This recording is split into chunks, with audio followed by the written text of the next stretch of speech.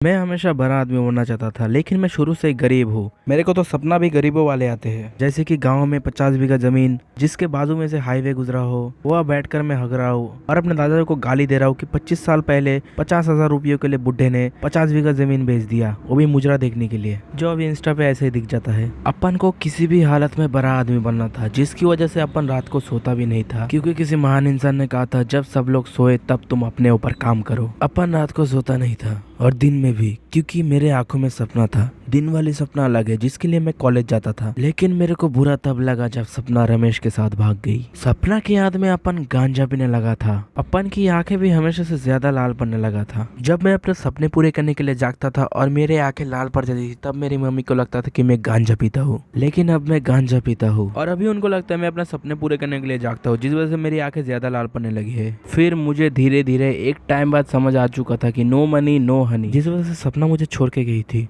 अब मुझे जो चीज चाहिए था वो था इंतकाम। एक दिन उसके सामने रेंज रोवर लेके घूमना था। फिर मैं बंटी से मिला, जिसने मुझे शेयर मार्केट के बारे में बताया, जहाँ से वो अपने खर्चे के लिए 500-600 निकाल लेता था, लेकिन फंडा एक ही था कि उसके अब्बा के 2-3 हजार डूब जाते थे। बंटी ने मुझे ये भी बताया कि यहाँ पर पैसे लगाकर करोड़पति भी बन सकते हैं। अपन को उसका आइडिया पसंद आया, इसलिए अपन ने भी शेयर मार्केट में अकाउंट बना लिया था। इस बार अपन को डबल मेहनत करना था। दिमाग को ठंडा रखने के लिए और सही जगह पर सट्टा लगाने के लिए अपन जल्दी सो गया, लेकिन मुर्गे के जागने से पहले अपन जाग गया, क्योंकि किसी महान इंसान ने कहा था कि सूरज के जागने से पहले तुम जागो तो ही जिंदगी में कुछ कर पाओगे।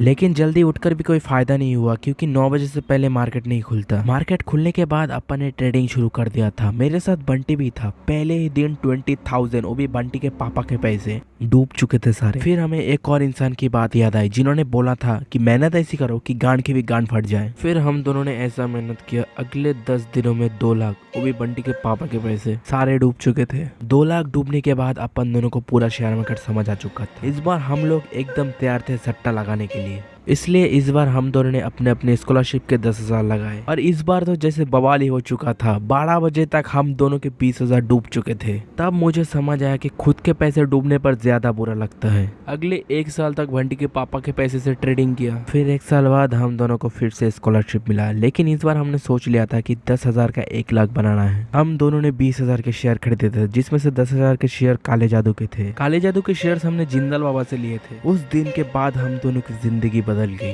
हम दोनों की किस्मत ऐसे चमकी थी जैसे पहले कभी नहीं चमकी थी। हम लोग बड़े बड़े लोगों के साथ उठने बैठने लगे। फिर हम दोनों ने कभी पीछे मुड़कर नहीं देखा। बंटी ने तो ये तक कहा कि उसको गांड धोने के लिए भी हाथ पीछे नहीं करना पड़ता।